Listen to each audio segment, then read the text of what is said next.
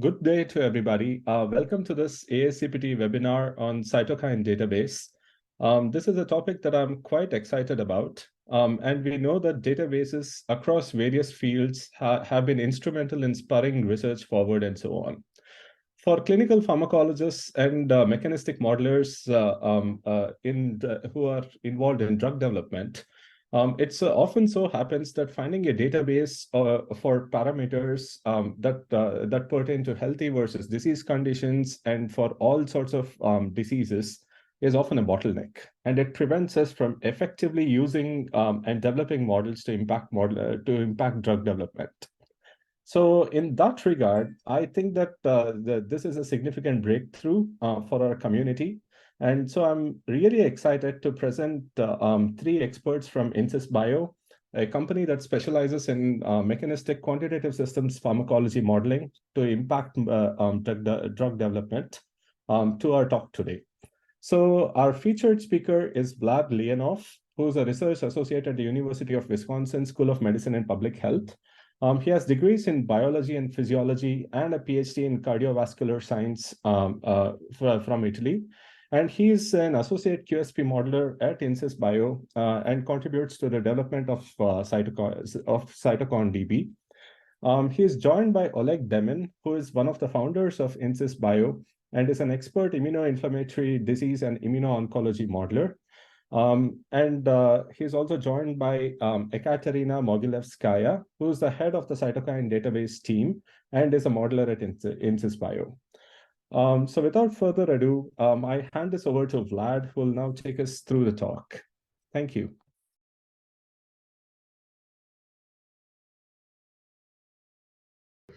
Hello, everyone, and we are grateful to ASCPT for opportunity to present our collaborative effort of the InSysBio team in developing an open source database named CYTOCON database, which contains in vivo human cell and molecules concentrations. But let's begin with a brief description of who we are and why we can be trusted. So InSysBio is dynamic and innovative team dedicated to advancing computational system biology, founded in 2004. Our expertise lies in the development cutting-edge solutions and models that contribute to advancement in various fields, including medicine, biology, and pharmaceuticals.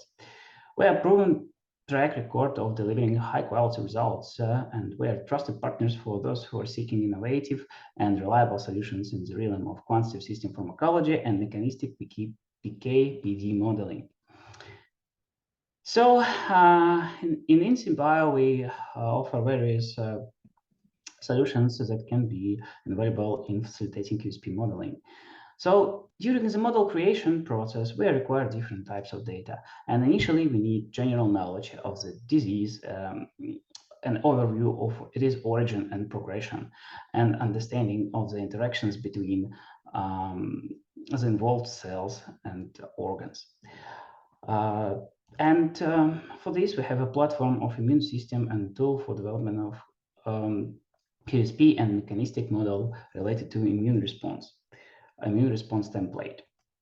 And the second type of data essential for QSP modeling is a quantitative information on how specific factors and drugs influence cell migration, viability, proliferation, secretion, and differentiation.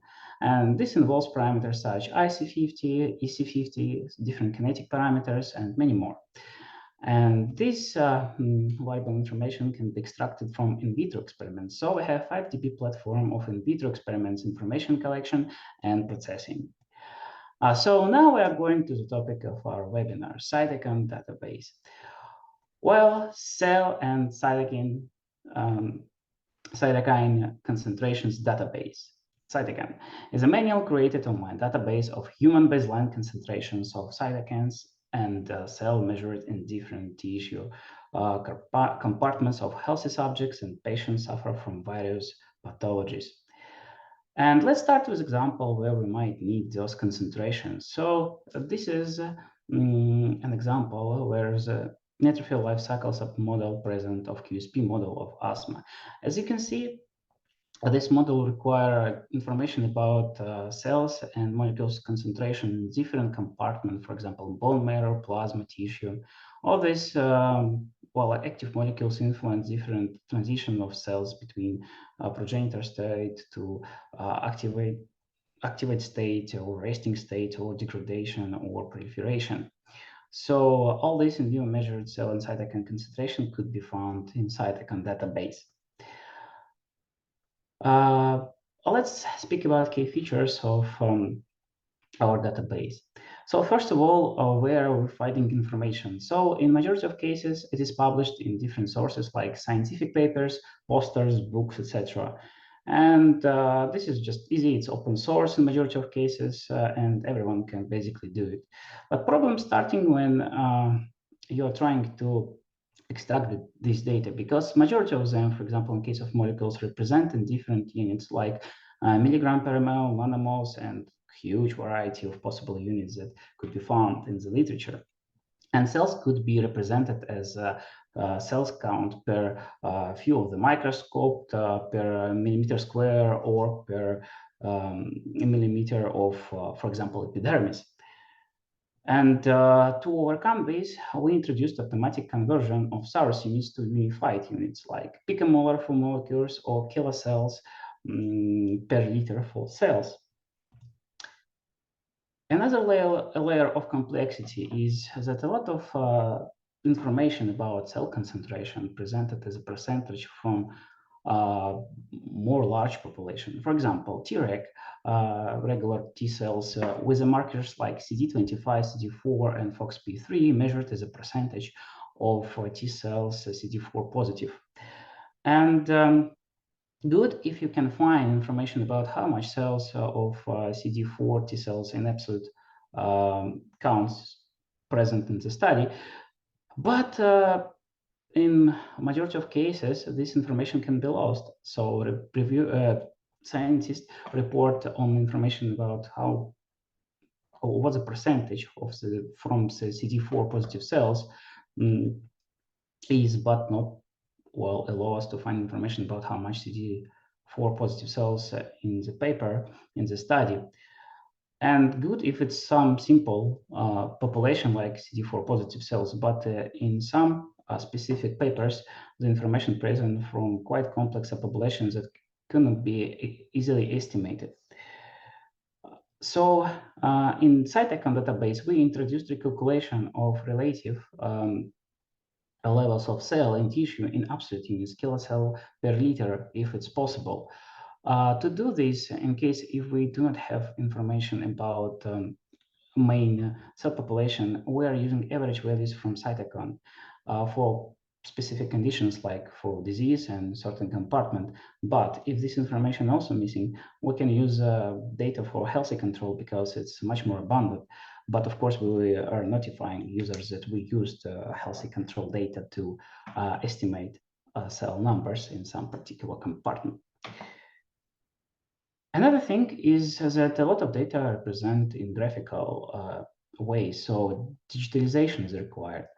And a lot of graphs are easy, but some of them not. And the times that you may spend for digitalization, so extraction information from the graph, could be substantial. And this is an example how complex data can be. For example, on this graph, the y-axis is disrupted. So it's from 0 to 50, from 100 to 500, from 1000 to 3000.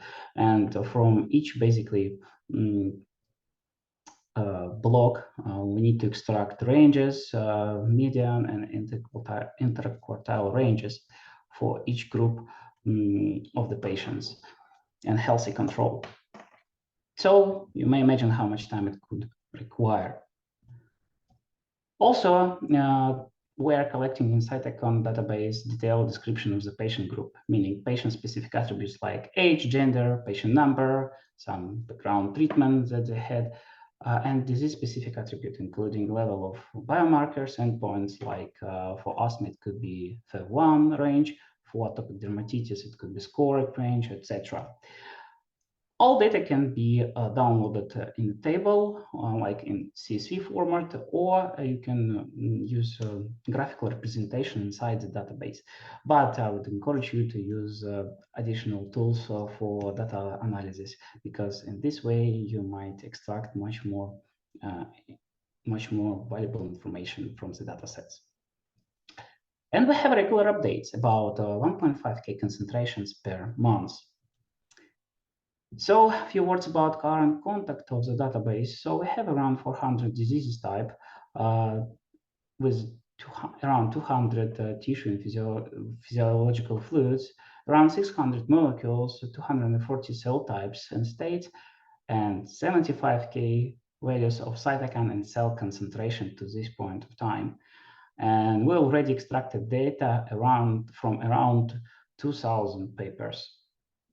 And if you are wondering what disease types are present in our database, so we have 39% data from healthy control, 12% from infectious disease, 23% from the cancer, and 26% from autoimmune disease.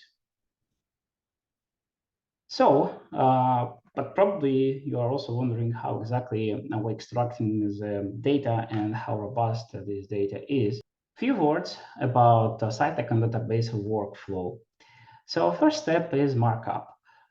So reviewers basically download article from the public source, then start to highlight all important information that should be transferred into database, meaning concentrations, units, methods, etc., etc., etc. Reviewers had at least postdoctoral degree in the field of biology or medicine. Then this marked up article sent to annotator, who is responsible for transferring all information into the database. Of course, if everything going right, so the annotator sending information to the article to reviewers was verify the accuracy and completeness of the data. If reviewers spot some issues, we're sending it back to annotator. Annotator fixing the problem and then send to reviewers. If everything fine, so it's going to the database. But for some time, article itself can contain some error because we are humans after all. So we have automatic failure checks scan. When new concentration is going to the article, if failures fall outside of the ranges for the same species, tissue, or disease, reviewers are alerted for the verification. Correct values adjust the range, while article misprints or annotator's mistakes are marked or corrected if it's possible. If not, we are completely eliminate the article if, for example, there are a lot of misprints, meaning that peer review was not so good. Of course, we are trying to constantly evolve. And for example, now we are finishing with integration with Uniport database and PubChem, which is allowing us automatically extract molecular weights of concentrations for recalculation purpose. Another step will be integration with ICD-11. This is International Classification of Disease, and we believe that providing information about disease classification is important for our users and important for database itself. So this is our nearest plans. And of course, we had a lot of requests from the industry asking us to do the same for the animal data. And we're considering now expansion of the CYTOCON database in this field. Of course, still arguable whether we will do it in CYTOCON database or we will introduce new base, but we definitely are planning to do it in the, well, a little bit distant future. Also, we are publishing all maintenance, change log of maintenance on our website, so you can see how much articles were annotated in some period, what we changed in terms of database user experience, or for example, what's new feature we are introduced in the database. Also, in supplementary materials, you can find all information about how exactly we recalculated units, what we're using as molecular weight for the calculations, and all possible information that might be interesting for researchers. So now we're going to some examples how we actually can use the database. So the database itself is available online. So it's simple online interface where you can use a general inquiry, like for example, pre-build one, B cells in the blood from non-small cell lung cancer patient. Or you can specify specifically what you want. Here is a special type, species type, meaning cells or molecules, species itself, B cells, B lymphocytes, or a huge variety of cells that's present in our database and available for this particular disease compartment. Tissue type, it could be blood or it could be I don't know, synovial fluids, for example. Disease type, it could be non-small cell lung cancer or any other disease available. And also we have an option to check by meta ID of the specific article. For example, if you're interested in some particular paper. For cells, we have markers, and you can specify them with different types of inclusion. It could be or and. For example, here is a CD 19 plus. Then you click a query and you will see the table with the data where you can find species name, markers, species values, etc., etc., etc. We also have options to hide or show a disease attribute or patient group attribute. But anyway, if you extract the CSV file, it will contain everything basically that we have for particular article, for particular disease, and for particular cells. And you also can appreciate the quick graph results on our website, but again, it's much more convenient and better to use some external data processing software for now, at least. So let's speak a little bit about application of CYTOCON database in the modeling practice. So several case studies, let's say. And we'll start with analysis of mean values and ranges of baseline cytokine and cell concentration measured in of various of tissue of patients suffering from different disease. So here, for example, comparison of cell counts and ranges of cells in different tissues of healthy subjects, melanoma, and non-small cell lung cancer patients in different compartments like blood, lymph node, or tumors. You may appreciate that MDC and Treg counts for melanoma patients is less than for healthy control and non-small cell lung cancer. T cells count for in lymph node for non-small cell lung cancer is less than in healthy control and melanoma, and in tumor amount of MDC in natural killer cells for melanoma is lower than for non-small cell lung cancer. So in generally, you can perform comparison between different cell concentrations and different compartments between varieties of disease just to check how exactly the disease is, well, originate. Another example will be analysis of distribution of baseline cytokine and cell concentration. So it was curious to see the parameters that are present in different sources.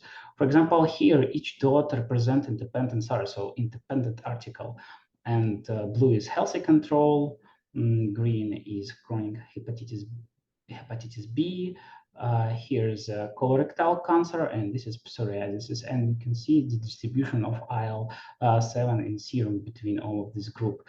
You may appreciate it, for example, in some cases, the level of IL-7 could be the same as for psoriasis. So point is, you can assess the distribution of different interleukin or cells between different diseases and patients in different compartments.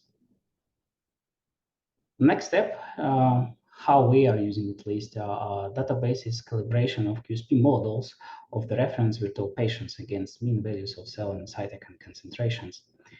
So just to mention that you have a QSP model, and then you need to identify parameters describing effect, for example, of IL-6 and surveil map on migration in such way to fit the data on cell cytokine baseline from preclinical data.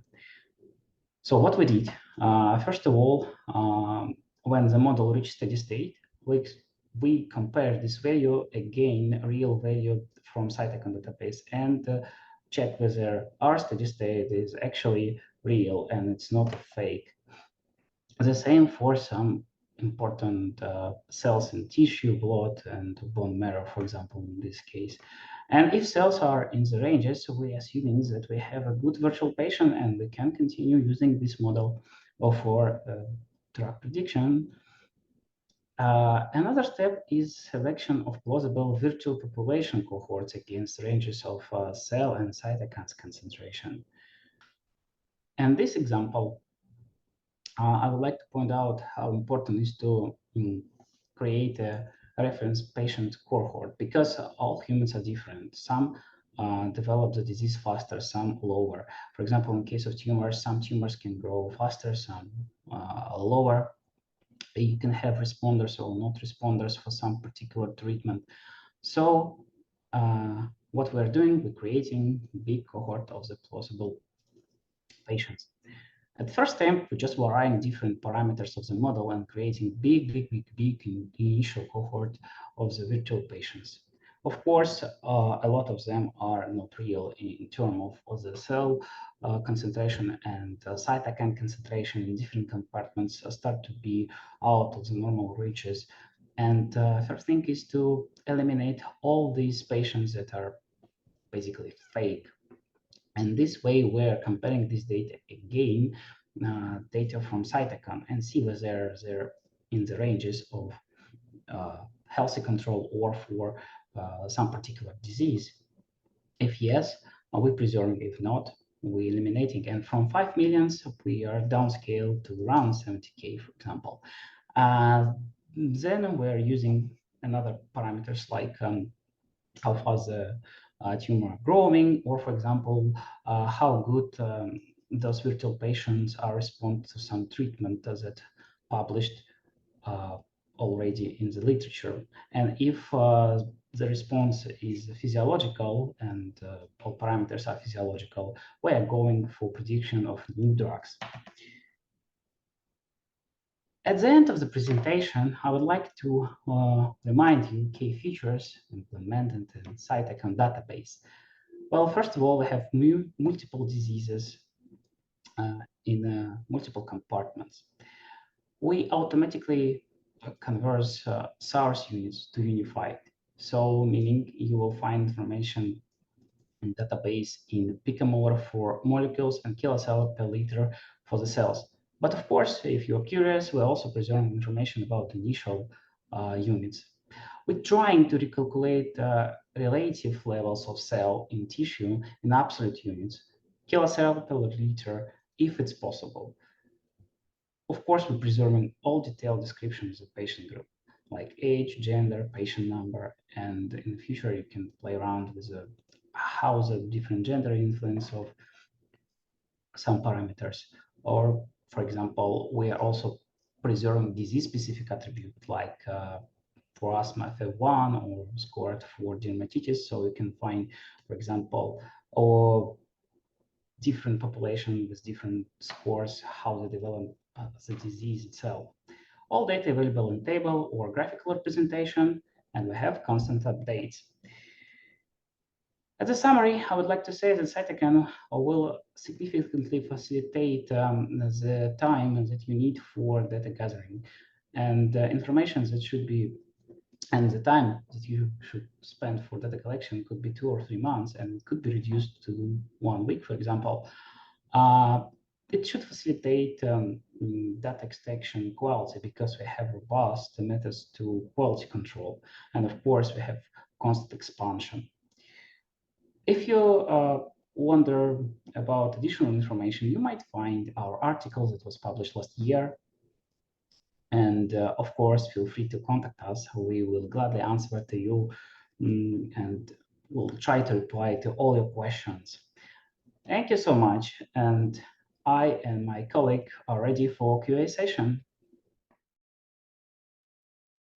Thank you, Lad, for such a wonderful talk. We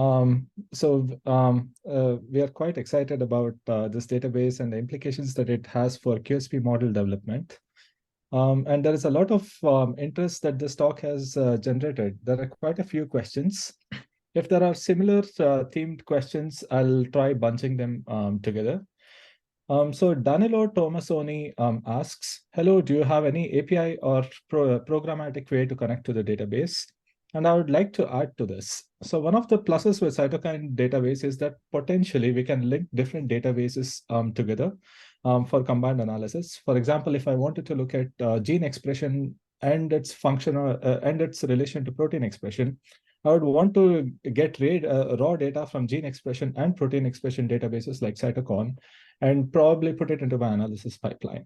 So is there a way to download raw data from your database via a programmatic way? So this is any of the panelists. Yeah, well, I can answer for now.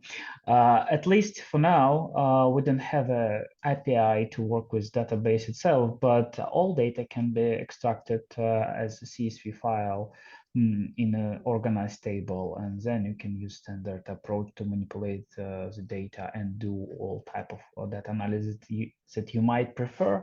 So for now, yeah, we don't have an API to interact with the database. A quick follow-up on that. Will the CSV file that we download from the database contain all the annotations that we see in the graphic user interface?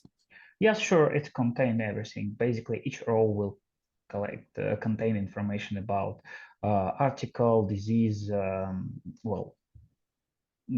patient's properties, everything basically. Raw units, converted units, and everything that we gathered. Wonderful. Thank you so much.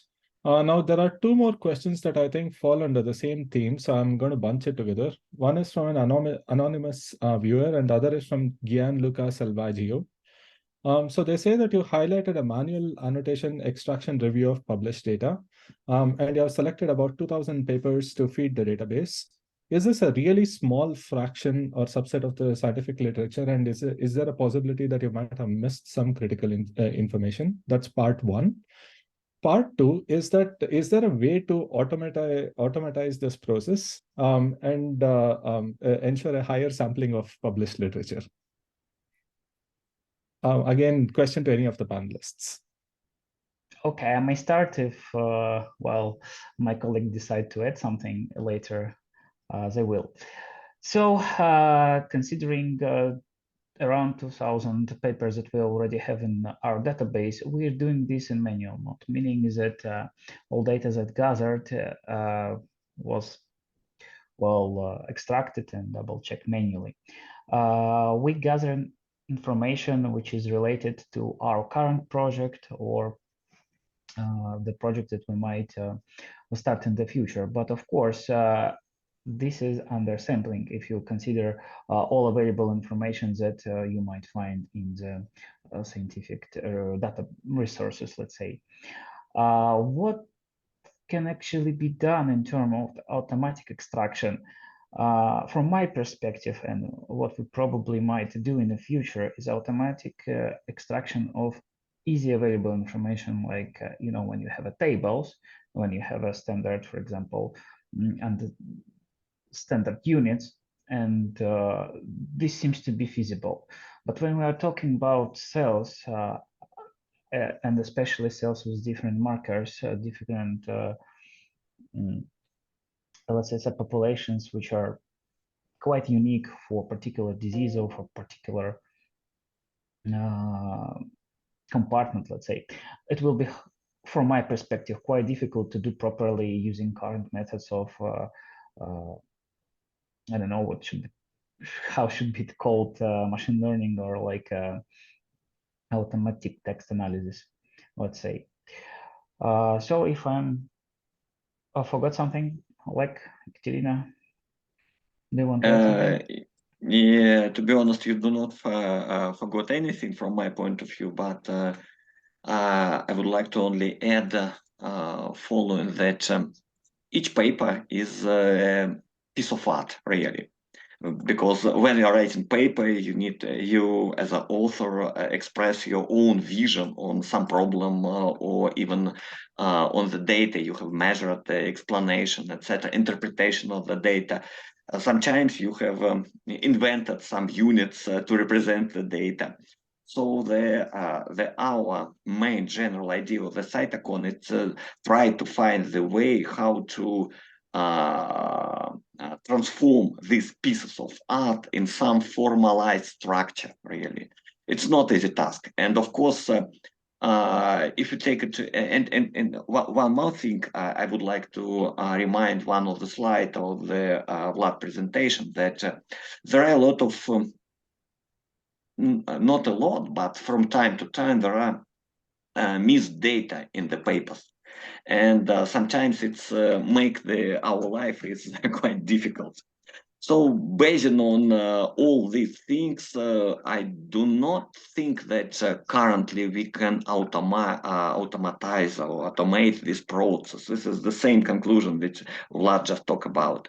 But of course, the science is developing, as you know, that the artificial intelligence and the ChatGPT and other tools, which from my point of view, start working with the text, is very, very nice manner, but at current state, I don't think so that it is applicable, for example, in a very short time period. I think that we need time. Thank you so much, Vlad and Oleg. So a follow-up question from a comment that you made, Vlad, and this is something also highlighted by Gianluca Selvaggio. You mentioned that for some of the effector molecules, it's easy to identify the ontology, but for some of the cell types, it's not. There is no universal definition of what a certain cell signature is. For some of the signatures which might be more established, if I may use that phrase, can we download formal ontology from some of the established databases like Omnipath, for example, and use it to annotate the entries in CYTOCON? At the beginning, actually, we start to think about the integration of such services in our database. But then we faced that even, well, in different articles, even from one perspective, similar groups, for some reason, researchers avoid to name them.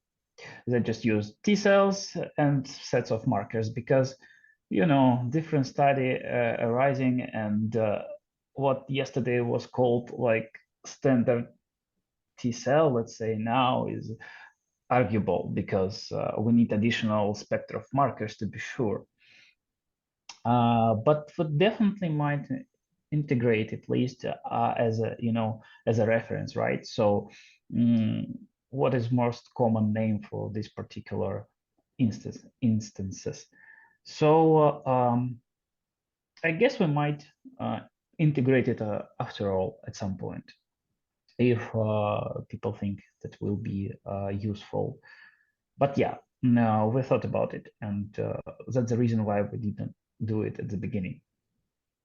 No, I appreciate the difficulties that you must have encountered when you started this process. So that is, I had a question that I wanted to ask you. Is there a way to reconcile data that exhibits large variability across different studies or sources? Could we do some sort of quick meta-analysis or ranking based on, for example, more recent studies or higher resolution biological assays or any other features that you might have used to extract the data? Oleg, can you help me with this particular question? Yes, but potentially we have discussed in our internal seminars when we are thinking about the potential ways of developing the database. One of the way we are thinking about how to integrate the simple tool representing some meta-analysis, for example, calculation based on the median and ranges like the interquartile range based on the all subpopulations and all papers available in the database. Yes, this is one of the, it looks not so difficult and potentially we will implement this tool. It's quite helpful because especially for the QSP modelers, It's sometimes it's very important to understand what's real, to apply some meta-analysis methods to understand the median across the different studies, and another thing which you, Rajat, have mentioned, that rank the studies, potentially weight them. I don't know. It's very a lot of tricks how to do it. Yeah. Wonderful. So a couple of questions for Ekaterina. Does the database, so I'm rephrasing this question from an anonymous viewer. Do you have data regarding mutations of some of the molecules or single nucleotide polymorphisms or isoforms for some of the biological molecules that are that you see in literature? I'm afraid that we didn't include such information into the database. Now, any kinds of mutations, they are not in the database now, if I understand the questions correctly. Yes, so that answers it. And another question regarding accessing the data. So is when we get a reference to some of the sources in the cytokine database, is there a reference to the actual text or image which was the source for the data? Or is it just linked to the overall paper itself? We have both linked to the overall article, of course, or paper. And we have a reference to particular page, and if there is a figure, to particular figure or table inside all of the rows. Let's say all rows contain this information, of course. But I should warn you that if the paper was published, it could happen from time to time in different journals. So the reference could be different. And we use only one, of course, not all of them. Makes a lot of sense. We have two more questions. So if the viewers want to send more questions across, this is the time for you to do so. So Vlad, you mentioned that you plan to expand the database to other animal species. What are your plans here? Are you planning to prioritize mice, which are the most often used preclinical models, or do you, what are the plans that you have for the animal database? Well, I guess what I can say, it will depends on what our modeler, first of all, wants to see in this database, and of course, of what users want to see. I guess if like have more information about probable direction, I can answer. But that's what I can say for now. It all depends on demand. And I can tell you, Rajat, may I add to this question too? Of course, mice is quite important preclinical species, but since the CYTOCON is mainly focused, not mainly, but a significant part of the data which you can find in CYTOCON is about the immune cells, cytokines, etc., immune system in general. So the immune system of mice is quite different from the immune system of the human. And in the process of drug development, as I know, the many biologists not prefer to use mice to understand how the immune system responds to the some. So I think that we are discussing this topic now, and I think that potentially we will choose. I'm not sure. We have not finished the discussion, but potentially we will choose not mice for the primary organism or one of the organism preclinical species. For example, the monkey. I don't know. It's a topic for discussion. No, that's an important point to bring up, that mice and humans have very different immune systems, but we often assume that humans are just large mice. Unfortunately, during the course of drug development, it has so happened that mice are the first choice for most of the preclinical models, except in, and you know that many of the primate experiments have been banned across countries and so on. So any animal database that you can that you come up with will be received with a lot of interest, I'm sure. So there is another question from an anonymous user, and I'm going to rephrase it. So the user asks, how many users does Cytokine currently have and who are they? I'm not sure we can answer this question from a privacy point of view. Let me rephrase the question as, what is the geographical coverage of Cytokine database? Do you have users from across all the countries? And do you know if roughly if they belong to academia or industry, just out of curiosity? Yeah, if you don't mind, I can try to address this question, and potentially Vlad and Ekaterina will add to myself. Geography, yes, of course, we cannot give you names and of all users, but I think that of course, we use this database in our company. Now, currently, it's located in Cyprus, in the United Kingdom. As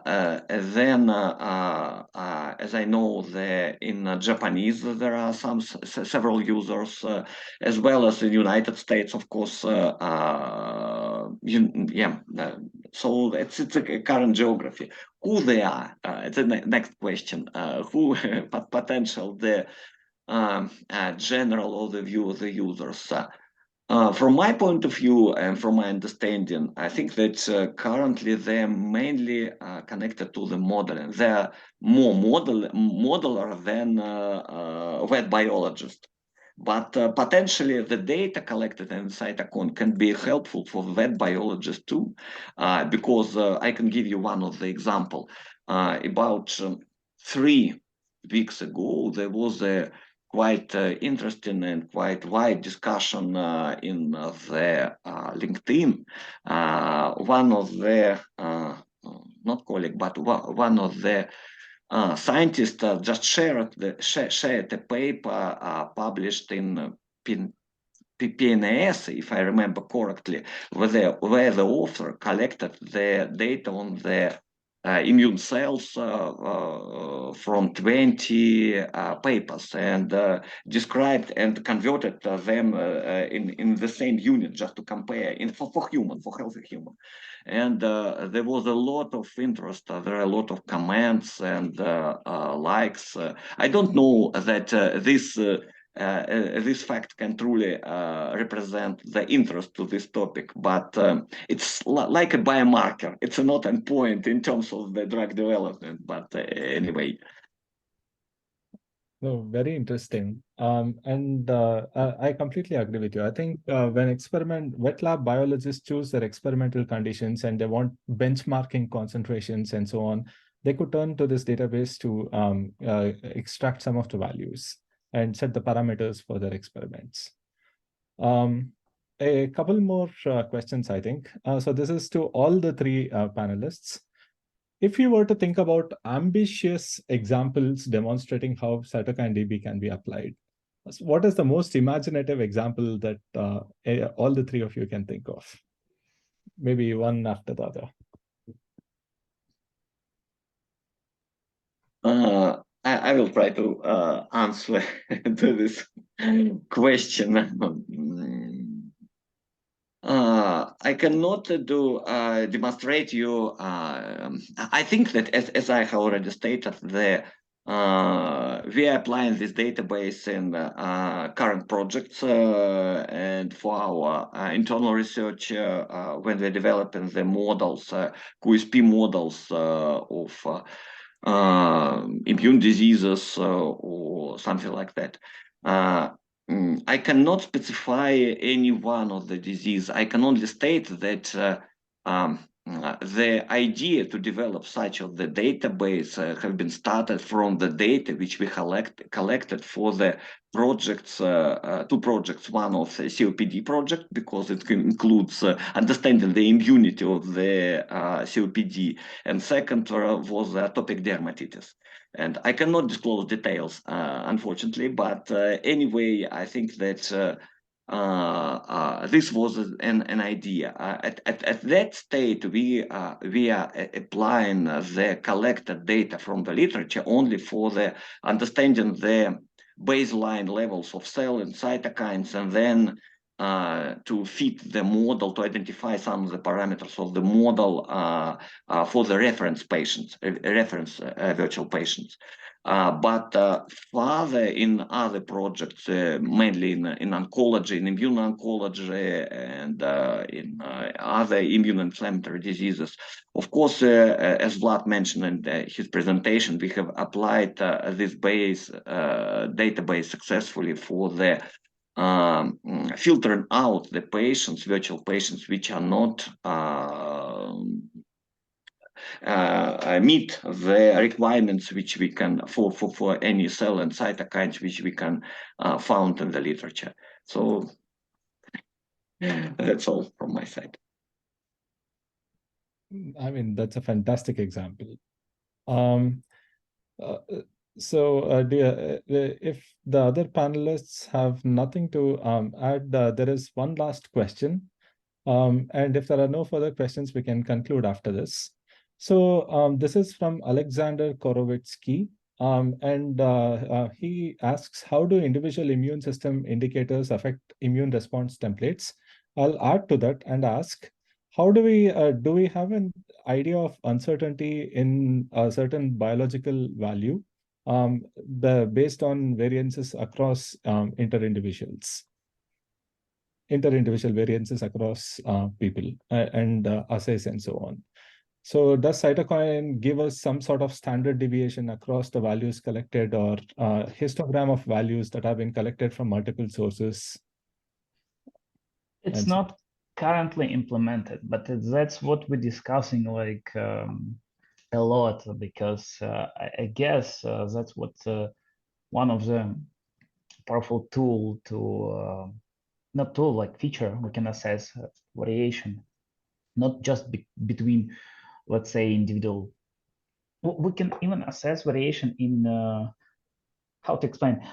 Just imagine when we are working and we're talking about healthy control, but now we can check healthy control from not one paper, but rather from multiple of them, which will include general population, and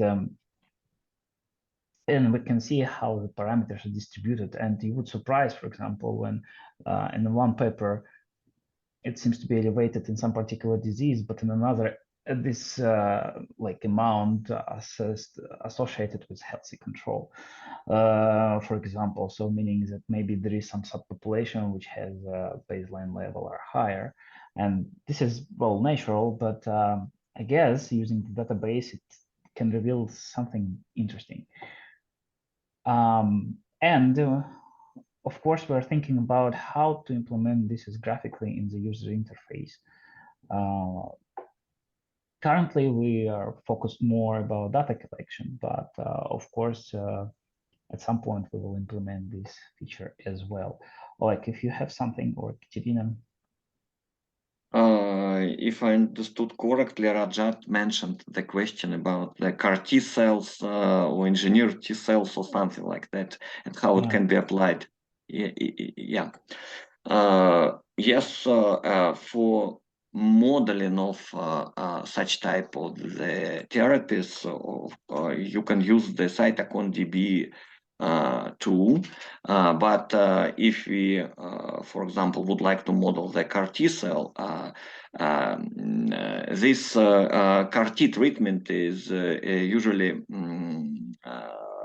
accompanied with the lymphodepletion treatment, and this lymphodepletion treatment, unfortunately, or fortunately, I don't know, kills the all immune cells, not all, but T cells, for example. So of course, it depends on the model which you would like to develop, but if you are focused on the description of the kinetics and the distribution of the CAR T cells across the organisms and the effect on the solid tumor, you can extract from the CYTOCON DB the concentration of the T cytokines which are necessary for the survival of the T cells, like the IL-7, IL-15, and yeah, that's And of course, we have another tools which can help you if you would like to model this distribution of the T cells. Yeah, thank you. So if I may ask a related question to all the panelists, what are the covariates that are listed on the cytokine database? So do we get, for instance, age, race, ethnicity, and so on with the parameter values from different sources? So we're preserving this information about each particular group of population, of course. But weight and yeah, and weight, weight, height, some smoking particular... status or not. Yeah, yes. All covariates which are available in the paper, if I understood correctly. Let me correct that or not.